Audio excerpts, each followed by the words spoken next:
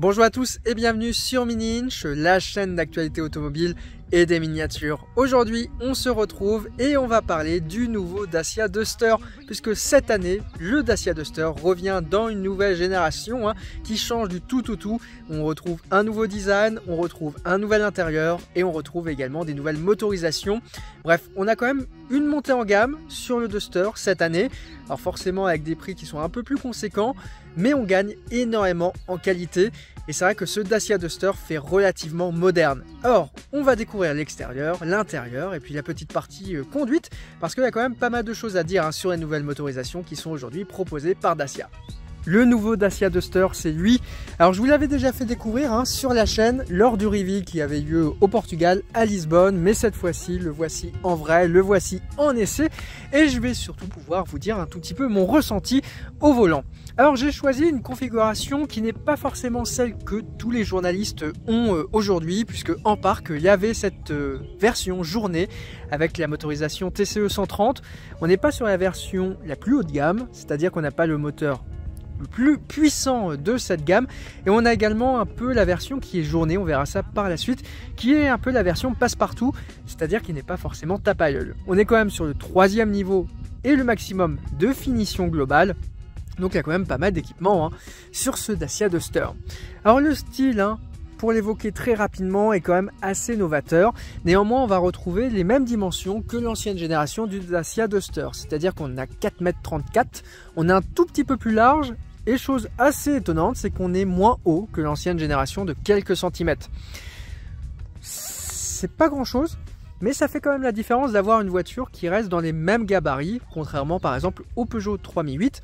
D'ailleurs, ce Dacia Duster est beaucoup plus petit que l'ancienne génération, quasiment plus de 10 cm. Alors forcément, avec la nouvelle, on est à 20 cm. C'est également la première Dacia qui est en fait construite autour de cet emblème, la nouvelle identité visuelle de Dacia. Parce que dernièrement, en fait, on avait eu un restylage sur l'ensemble de la gamme. D'ailleurs, ça, dans le monde automobile, c'était assez surprenant que l'ensemble des véhicules, en quelques mois, en quelques semaines même, ont eu tous la nouvelle identité, que ce soit la Spring, que ce soit le Duster, que ce soit par exemple le Jogger, ou encore que ce soit évidemment la Sandero. Ici, on a donc une construction autour de cette nouvelle grille, beaucoup plus fine, qui est inspirée évidemment du concept car Bigster, qui avait été présenté là maintenant un peu plus d'un an. On va retrouver les mêmes mimiques habituelles chez Dacia. Ici par exemple on a le Y dans les feux, qu'on peut déjà voir par exemple sur la Sandero aujourd'hui. On va également retrouver ce qu'on appelle chez Dacia le ski. Tout simplement parce qu'on retrouve en fait un plastique ici qui est teinté dans la masse, c'est-à-dire qui est quasiment inrayable. Pour les chocs, c'est du solide.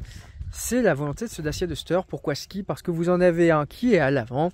Et si je me dirige à l'arrière, et bien comme un ski en fait, vous retrouvez également juste ici. Donc on va quand même retourner sur la face avant, puisqu'il y a pas mal de choses, je trouve, à dire. On a quand même un capot qui est très marqué, plutôt bombé, comme on peut voir ici, avec un sacré dessin. Ça donne un côté vraiment robuste à cette nouvelle génération du Dacia Duster. On a des petits éléments aérodynamiques plutôt originaux sur ce type de véhicule, mais comme on peut le voir, on a des vraies écopes qui sont présentes à droite et à gauche. Également, c'est une volonté actuellement dans le groupe Renault, et on retrouve également ici, c'est que l'ensemble des plastiques ont une sorte d'effet un tout petit peu 3D. C'est le cas ici. Alors c'est très fin, c'est d'ailleurs très surprenant d'avoir ça. Et en fait, ça fait vraiment l'injonction entre le pare-choc qui est métallique et ce fameux ski qui est donc en matériau plastique. Innovation également, vous l'aurez noté, on a un autre plastique qui est présent de part et d'autre de cette voiture, surtout en fait le bas de caisse. C'est un plastique qui est recyclé à 20%, on a le petit logo qui est présent juste ici, et ce qu'on appelle chez Dacia c'est du Starkle, avec l'effet recyclé. Très intéressant que Dacia mette énormément ça en valeur, sachant qu'on est à peu près sur les mêmes pourcentages sur le reste des véhicules. Néanmoins, ça donne quand même un effet très original sur ce Dacia. Et encore une fois, un plastique avec un effet. En fait, quand on regarde aujourd'hui ce Dacia Duster, tous les plastiques ont une sorte d'effet, tous les plastiques ont une sorte d'histoire. Et au final, toute la partie métallique a vraiment des nervures et un gabarit qui fait la différence. Ici, je suis accompagné également de très belles jantes qui sont particulières à cette version un tout petit peu journée. On en a pas mal au catalogue, hein, qui sont, je trouve, bien réussis et mettent quand même très bien en valeur cette ligne. En latéral, assez peu de changements, on dira, vis-à-vis de la génération précédente. On a un Duster, on reconnaît que c'est un Duster, alors que tout est nouveau. Et on monte quand même en gamme, tout simplement avec des petits changements. Par exemple, ici, vous avez en fait le même dessin de custode que d'habitude, sauf qu'avant, vous aviez un élément qui était... en fait, vous aviez un élément de carrosserie juste là. Ici, on a vraiment la custode qui est affleurante avec la porte. Vous le renotez, hein. On a les rétros qui sont rabattables, avec fermeture centralisée. Voilà, encore une fois, on est vraiment sur un véhicule qui est monté en gamme sur cette génération. À l'arrière, on retrouve également les mimiques de chez Dacia avec ce Y qui était présent dans les feux avant, qu'on retrouve juste ici, le clignotant qui est au centre. Très original, en fait, on a vraiment un beau dessin, je trouve, au niveau des optiques. Un coffre, alors très sobre quand même. Là, en termes de design, on ne peut pas faire plus simple. Mais c'est réussi, c'est efficace et c'est robuste, c'est tout ce qu'on cherche. Vous le renotez, on retrouve encore ce plastique à effet 3D qui est présent juste au-dessus du ski, juste là. Et en fait, on voit qu'en plus, il est en Starcoil celui-ci. Petit changement également dans l'ADN de Dacia. Maintenant, on supprime tout ce qui est lié au chrome, hein, pour des raisons un tout petit peu d'écologie et surtout de recyclabilité. Donc en fait, le Dacia ici n'est pas en chrome. Et comme vous le renotez, le Dacia Duster, comme les dernières productions de la marque, en fait c'est un sticker qui est posé sur le coffre. Des petits changements quand même, mais qui reflètent vraiment pour moi, une vraie évolution sur l'ADN.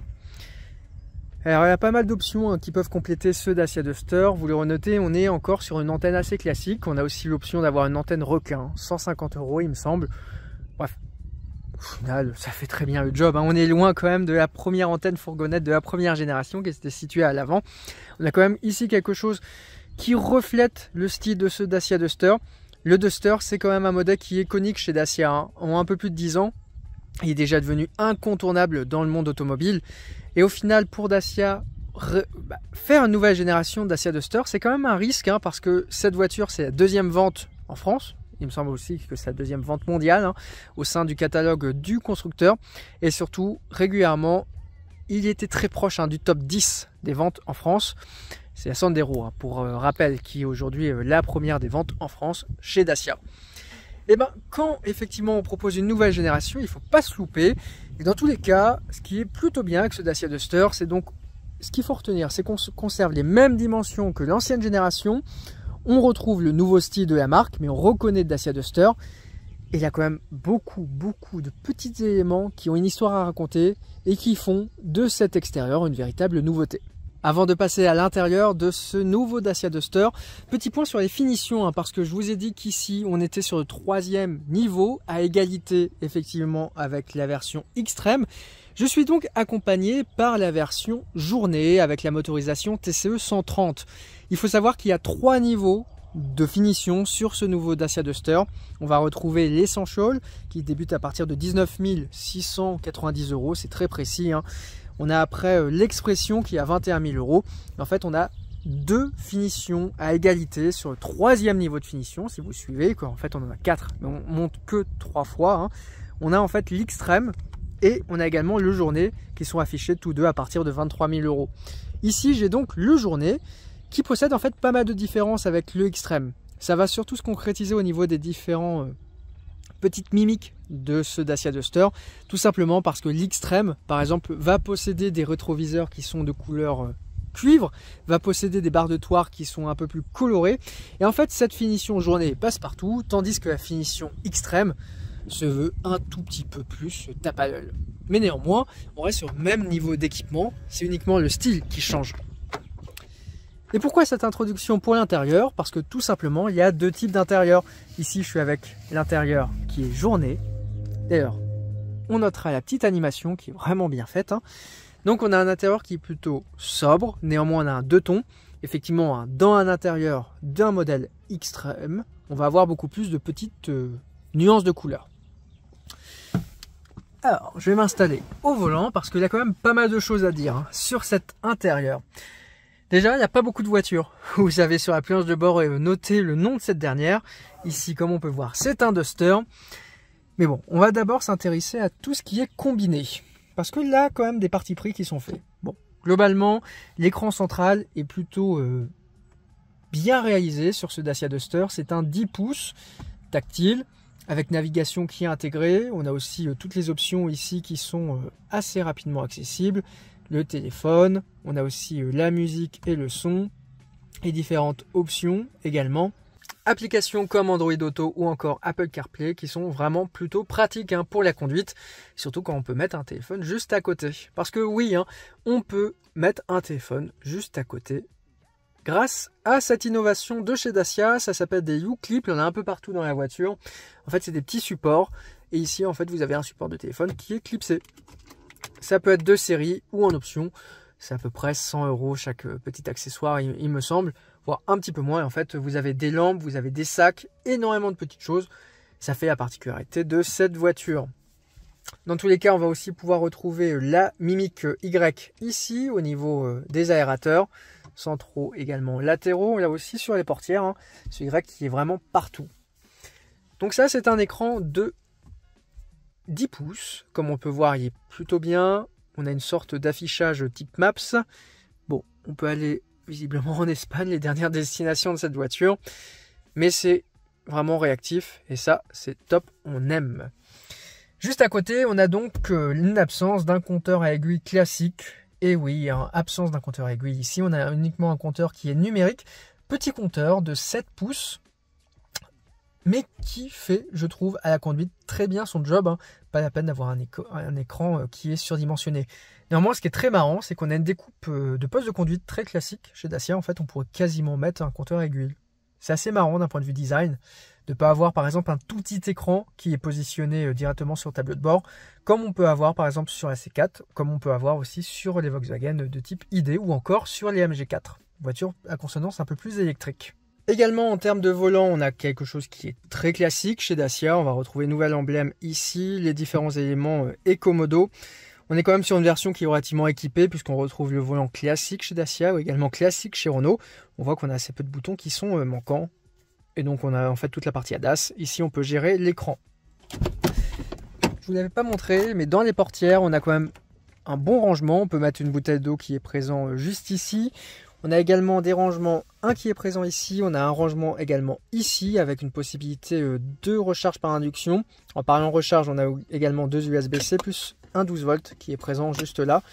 Bref, petite zone ici de rangement.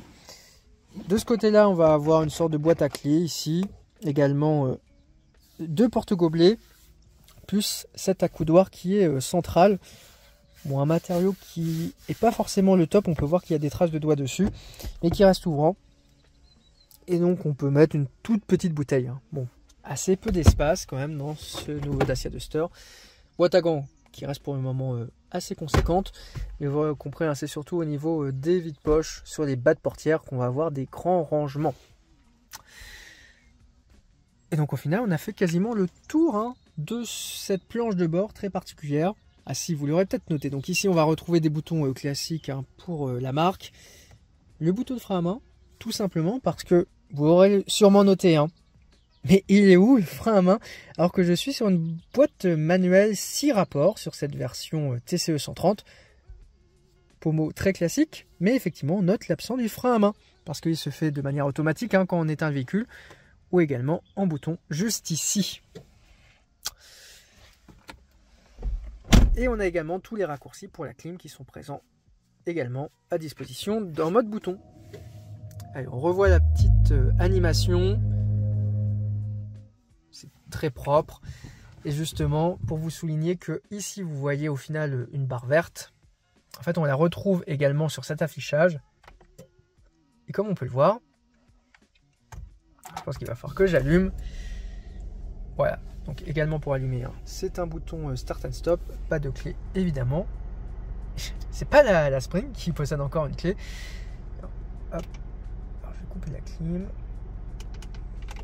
Ça aura une meilleure sonorité.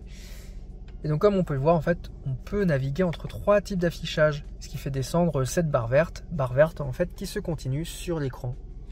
Ouais, des petites mimiques stylistiques qui sont quand même assez amusantes, hein, mais qui sont quand même bienvenues, je trouve, sur ce Dacia Duster.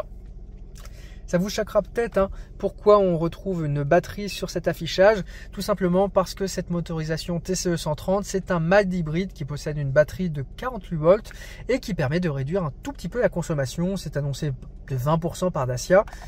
Alors effectivement, on a une consommation qui est plutôt sobre, hein, pour ce type de véhicule, 5,6 litres, hein, sur l'intégralité de notre parcours. Néanmoins, cette motorisation est quand même assez bruyante. On peut le voir à l'arrêt. Néanmoins, on a quand même le start and stop, hein, qui peut s'activer quand on a une batterie qui est plutôt chargée.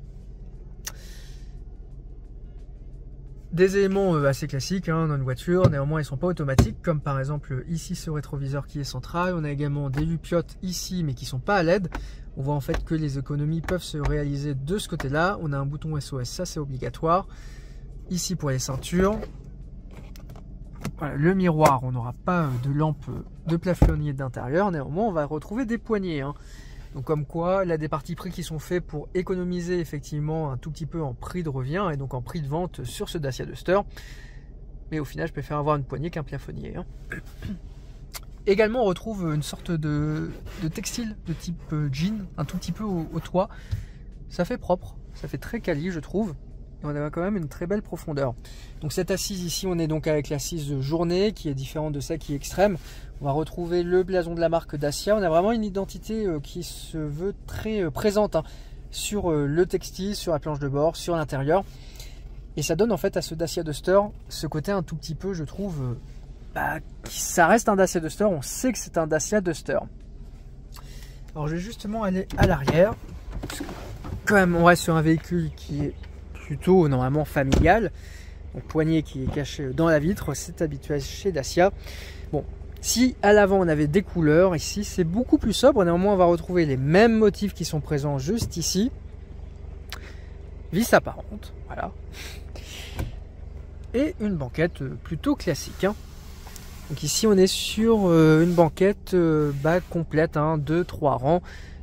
Néanmoins, on va pas avoir, on a quand même un siège, hein. On a un siège 2 tiers, 1 tiers et puis une banquette qui est uniforme.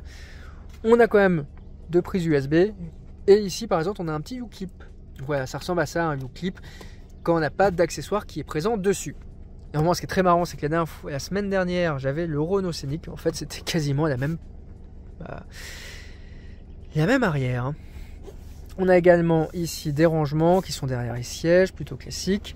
Ça, c'est toujours, je trouve, bien fait chez Dacia, hein. On a au final l'absence de tapis de sol en textile pour des tapis qui sont en plastique, recyclés. C'est très pratique, c'est beaucoup moins salissant et à laver, c'est beaucoup plus facile. On gagne, je trouve, quand même en qualité. Et en termes de coffre, volume qui reste acceptable pour cette génération. On a la possibilité d'avoir un tout petit rangement en dessous, pas très grand, sûrement quand on a des batteries hybrides. Néanmoins, on peut voir qu'on a encore les U-clips qui sont présents juste ici, à droite et à gauche. On a aussi une prise 12 volts à l'arrière. Le cric anti-crevaison est caché à gauche. Bon, on peut mettre quelques valises et partir quand même assez facilement en voyage. Bon, évidemment, on n'est pas sur un coffre qui est électrique. On a d'ailleurs qu'une unique poignée, hein, qui est présente à l'intérieur. Et on peut encore avoir un U-clip juste ici. Donc, comme quoi, il y a de la personnalisation qui est possible. Bon, que dire de plus de cet intérieur, si ce n'est qu'il est au final très agréable à vivre. Et je pense que c'est vraiment l'avantage de ce Dacia Duster, c'est qu'on va avoir une voiture qui est facile à vivre, avec une position de conduite qu'on trouve très facilement, et au final quand même un distinctif qui est plutôt imposant. On voit qu'ici on est sur un intérieur de Dacia Duster, et ça ne renie pas, parce que encore une fois, hein, c'est assez rare les voitures qui ont leur nom écrit sur la planche de bord. Bienvenue à bord de ce nouveau Dacia Duster, édition 2024. Vous l'aurez compris, hein, cette année, le Dacia Duster change tout sur cette nouvelle génération. Et on retrouve énormément de nouveautés, néanmoins, tout en gardant ce côté et cet ATN, tout simplement, Dacia. On est donc ce week-end avec la finition journée, mais surtout avec la motorisation TCE 130 chevaux. Une motorisation qui est mild hybride, qui permet comme ça d'économiser un tout petit peu de carburant, quasiment 20%, hein, qui est annoncé par Dacia. Et au final, on va également pouvoir retrouver une motorisation 140 chevaux hybride sur ce nouveau Dacia Duster, mais aussi une motorisation EcoG, donc du GPL. Bon, vous l'aurez compris, hein, excite le diesel sur cette nouvelle génération et bienvenue à l'essence dans tous ses dérivés, que ce soit GPL puisque c'est de la bicarburation ou que ce soit hybride et mild hybride. Parce que en effet, notre motorisation TCE 130 est une version mild hybride accompagnée en fait d'une petite batterie de 48 volts contre 230 hein, pour le vrai hybride qui permet de rouler 100% électrique. En fait, ici sur mild hybride, on va en fait avoir une batterie qui va accompagner, donner de l'énergie hein, à l'ensemble mécanique, permettant d'avoir un tout petit peu plus de puissance et surtout une consommation qui est quand même moindre. Il faut savoir que sur notre trajet, on a réalisé sur plus de 600 km un 5,5 litres, ce qui est très honorable hein, vis-à-vis du véhicule. On est sur des consommations similaires à certains petits blocs essence, alors que là, on a quand même un Dacia Duster qui est plutôt conséquent. D'un point de vue conduite, ce qui est très agréable, c'est également en fait que ce mild hybride et cette motorisation hybride procure un freinage régénératif qui est très agréable. On a comme ça pas besoin en fait d'utiliser la pédale de frein. On a vraiment un frein moteur qui est extrêmement important et ça change beaucoup de choses. Je trouve c'est très agréable au quotidien. On a l'impression d'avoir une voiture qui est électrique. En termes d'autonomie, avec cette motorisation TCE, on s'en sort. Alors que je retrouve la data, on a parcouru 680 km, il nous reste encore 100 km d'affichés, ça nous fait quasiment 800 km d'autonomie, hein, sachant qu'on a fait du 110, on a fait un tout petit peu de terrain, ce qui est relativement quand même bien. Donc ce Dacia Duster va relativement loin et consomme assez peu. On est ici très similaire en fait au chiffre du WLTP qui est donné par Dacia parce que c'est 5,5 litres hein, pour notre motorisation, donc effectivement on les atteint puisqu'on le fait très bien. Je ne sais pas si la motorisation hybride 140 consomme un tout petit peu moins, mais normalement, en essayant d'adapter un tout petit peu sa conduite, c'est capable de le faire. Qu'est-ce qu'on peut dire en termes de bilan de ce Dacia Duster? Qu'on retrouve l'ADN Dacia, néanmoins qu'on a une sacrée montée en gamme hein, sur ce modèle. Et ce Dacia Duster est tout simplement au niveau d'un Renault Arcana. C'est assez fou quand même à dire. Effectivement, on a un tarif qui est un peu plus élevé, hein, 25 000 € pour notre version, à partir de 19 000 et quelques poussières, hein, quasiment 20 000 hein, pour la version d'entrée de gamme. Donc effectivement, les tarifs du Dacia Duster restent sous les 20 000 €, mais on a quand même un véhicule qui se veut de plus en plus cher parce qu'on a vraiment une montée en gamme qui est effectuée sur ce nouveau Dacia Duster. Les petits points négatifs, c'est peut-être notre motorisation qui est plutôt bruyante au final. On le voit dès qu'on va allumer le moteur. Voilà, on va très bien l'entendre. On a également une boîte de vitesse. Ici, je suis accompagné d'une boîte manuelle 6 rapports qui est plutôt bruyante et qui peut donner certains petits à-coups. Bon, c'est du classique aujourd'hui sur ce moteur, pas de révolution. Je pense que l'hybride 140 est peut-être un tout petit peu mieux sur ce confort-là. On peut également regretter hein, la visibilité 3/4 arrière qui est vraiment difficile. Je pense qu'on peut le voir. Je vais vous montrer. Ouais. Depuis ma place, on ne voit quasiment rien du tout.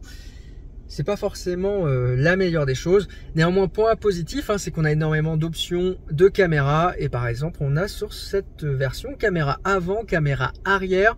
On a également la visibilité 360 degrés. C'est assez fou hein, de se dire que sur un Dacia Duster, aujourd'hui, on a ce type d'équipement.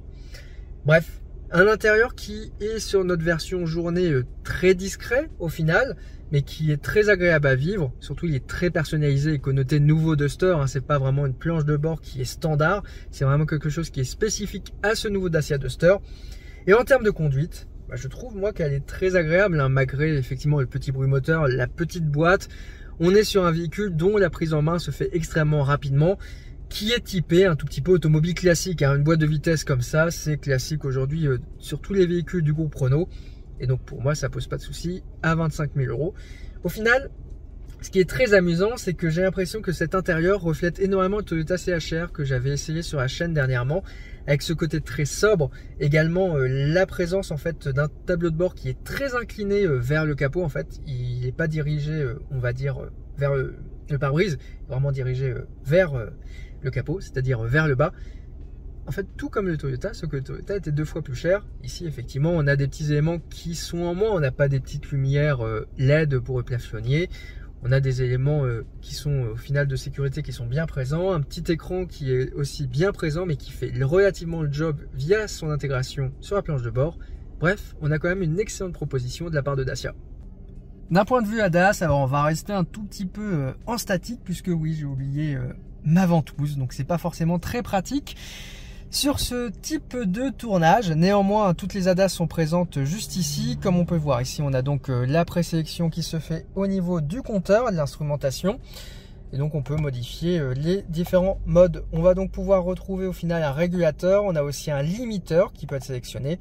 Et c'est un régulateur qui n'est pas adaptatif, hein. Très surprenant également, mais ça fait du bien d'avoir ce type de régulateur un tout petit peu à l'ancienne. Moi j'aime beaucoup. Ici en fait on a la possibilité d'avoir un affichage à la seconde relativement classique chez Renault, hein. Il y avait ça par exemple sur l'Arcana que j'ai décrit. En fait ça vous permet de savoir si vous pouvez avoir le mode DRS. Non, sans plaisanterie, ça permet de garder sa distance de sécurité en seconde vis-à-vis du véhicule qui est juste devant. Vous notez, on a suivi le maintien dans la ligne ici qui est désactivé, et on a aussi le rappel par panneau de la vitesse. Il faut savoir qu'on peut aussi personnaliser dans l'écran les différentes aides à la conduite et donc en fait supprimer les alertes qui sont maintenant devenues obligatoires avec la norme GSR2 pour le franchissement de vitesse, parce que vous avez des petites alertes qui peuvent être présentes. Ici, ça peut se supprimer facilement en étant en mode perso. Par contre, il faut le faire à chaque démarrage. On a également pas mal d'éléments qu'on peut configurer ici avec les distances de suivi. Mais surtout, vous l'aurez noté, hein, on a la présence de caméras 360. C'est fou, je trouve, sur un Dacia Duster à 25 000 € d'avoir ça. Parce que dernièrement, on teste des voitures des fois à 100 000 € et je peux vous dire que les caméras de recul, c'est clairement pas ça, hein. On peut également avoir My Driving ici, la note de conduite, et on peut également avoir les différentes aides. Ça, on l'a vu, les différentes aides et les paramètres du véhicule qui sont présents juste ici. En termes d'affichage, hein, on a donc 3 affichages qui sont disponibles. Comme on peut voir, on peut le régler avec ce bouton qui est présent juste ici et qui permet d'avoir une petite différence.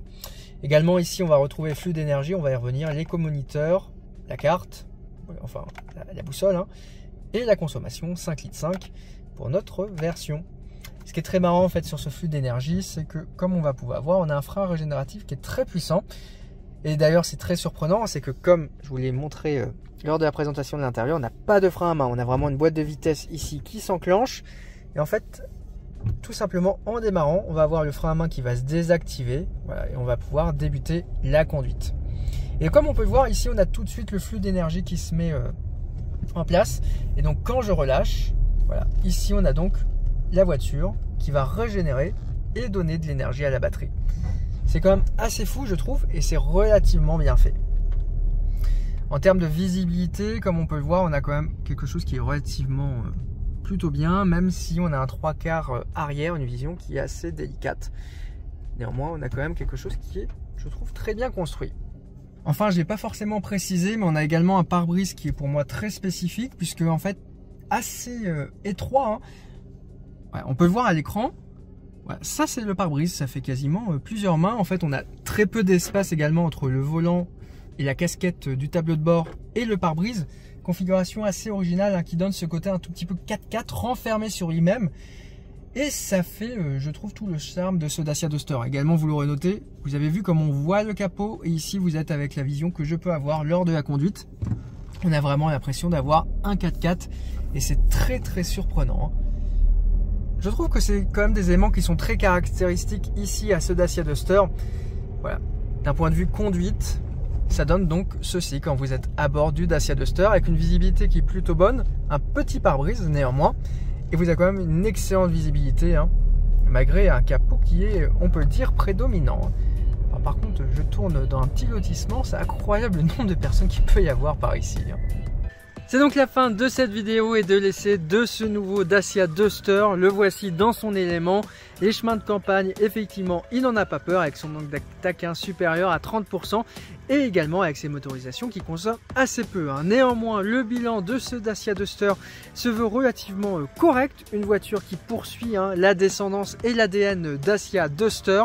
Bref, autant vous la conseiller. Dans tous les cas, n'hésitez pas à vous abonner à Mininj pour ne rien louper de l'actualité automobile et des miniatures. Vous pouvez également me suivre sur l'intégralité de mes réseaux sociaux et évidemment consulter l'article écrit et évidemment plein d'autres sur mininj.com. On se dit à très bientôt sur YouTube, mercredi prochain à 17 h. Allez, ciao!